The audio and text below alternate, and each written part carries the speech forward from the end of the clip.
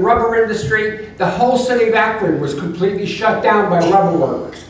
In 1937, Flint auto workers occupied the factory and they got union recognition. It is important to understand that the New Deal of the 1930s had its preconditions in the progressive movement of the early part of the 20th century. But it did not do very much. The Democrats didn't do very much until the labor movement emerged. And that can be obviously disheartening and disquieting because you will discover that in a very brief period, 1934, 35, 36, 37, and 38, all of the legislation except the Civil Rights Act and the Voting Rights Act of the 1960s and Medicare, all of the reforms were enacted in that 4-year period. And it was because there was upsurge from below. The second period, the 1960s, was actually made possible in terms of income inequality and the war on poverty by the Black Freedom Movement, by the Civil Rights Movement, which had white people and black people, but it was really mainly a black movement. And the Johnson administration, because of that upsurge and because of the bringing of millions of people into the political process, I mean political process, not just elections, but political process in terms of public activity, the Johnson administration, and Johnson said it very directly, gave up the South in order to accommodate that movement. It wasn't the only movement, but that was the movement that the Civil Rights Act and the Voting Rights Act was based on. And during these two periods, income inequality shrank, or shrunk? Shrinked. I always forget it. It's always a problem, isn't it? And the half of the move, the half was a very interesting moment. Wartime, 1941 to 1945, the Roosevelt administration announced that there should be a $25,000 a year maximum salary. And that $25,000 a year of that period actually represented 10 times a working class wage. And the argument was that if you have too much income inequality, both the economy would suffer as well as people would suffer. And so the $25,000 salary did not prevent big corporations from earning too much money, profit. But it did, in fact, set up a standard against which salary earners had to live. Now, here's the problem. Every liberal economist following the Keynesian line, progressive economists, most of them Democrats in the United States, argued once upon a time that nobody should make 15 times more than the average wage of wage earners. Compare that to the current situation. There is absolutely no conversation even about the relationship between the top and the average. I'm not talking about the bottom. I'm talking about the average. When people make $20 million a year, it's trouble. Now, maybe there are some people in this room, I see some people who might remember. What was the top tax rate in 1959 under the administration of Noah Jackson? 91%. Now, nobody paid 91%. There were always loopholes, but there was a standard against which people had to take certain kinds of action. So here's what I'm going to do. I'm going to outline a program, because I have got 10 minutes, and talk about some of it just briefly. The first obvious thing that we need to do to really deal with the question of inequality and of poverty is we have to start approaching a progressive tax system. Yes. And it should be the case that some standard of 15 times or 10 times, but let's say 15 times because we've gotten slack. Nobody should be making 15 times. Everything after that should be taxed at the average wage. Now, for the sake of argument, I can give you the average wage today. I'm a cultural critic sometimes, and I'm a political economist at another time. This time I'm a political economist. The average wage in the United States is $18 an hour. It's about $700 a week. And if you, so nobody should make more than $7,000 or $10,000 a week. That's $40,000, and if you go down 12, it's about $5 million. Nobody should make more than that. And after that, all of it should be taxed. No big problem. And then, of course, at the middle and the bottom, you should cut taxes. Now, you can't cut taxes at the bottom unless you raise taxes at the top, and it can't be token. Okay, that's number one. Number two, we have to recognize something, and I gave your organizers for this meeting a book of mine, but they didn't succeed in getting it here to this conference. I wrote a book in 1994 called The Jobless Future.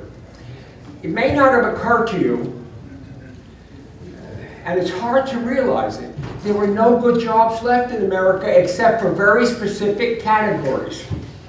Computer engineering, you still can get a lot of jobs. You can't get the job as a teacher anymore that pays decent. There are very few real jobs. Everything now is becoming contingent, part-time, temporary. We need a guaranteed income. And the guaranteed income was first proposed by a socialist named Richard Milhouse Nixon. $1,600 per capita in 1971. The welfare rights movement made a mistake and they didn't grab it. They were overconfident. They thought if we took it, we would get sandbagged. But we need a guaranteed income.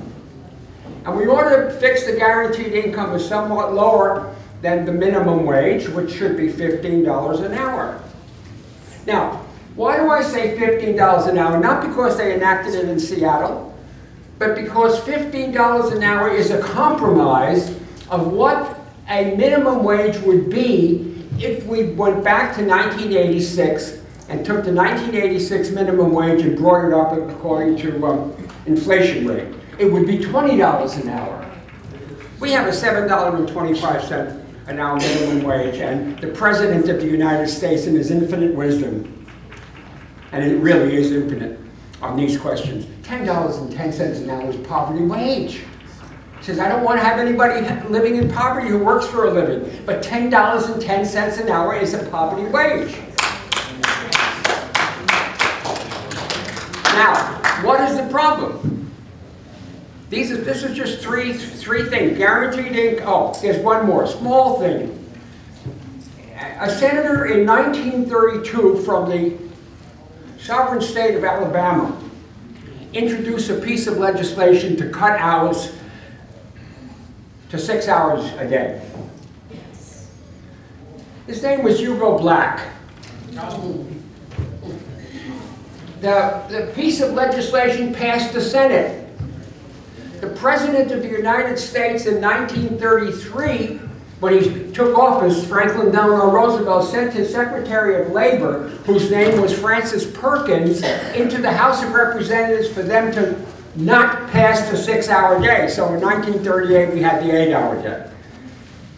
By that time, everybody's working 8 hours except some people. Now, here's the problem.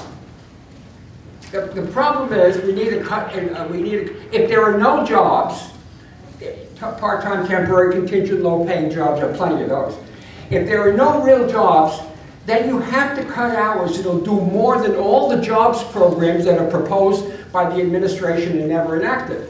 Not that we shouldn't have infrastructure development, but I have to say something, and you may not like that either. I know the field that I do in sociology is work. I haven't written too many books, 27 by the way.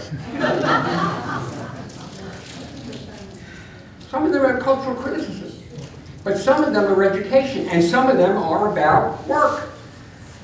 We have an automated society. We have a cybernetic workplace. What that means is that even construction is now 50% employment in the basic commercial buildings and in the infrastructural development that it was 30, 40 years ago.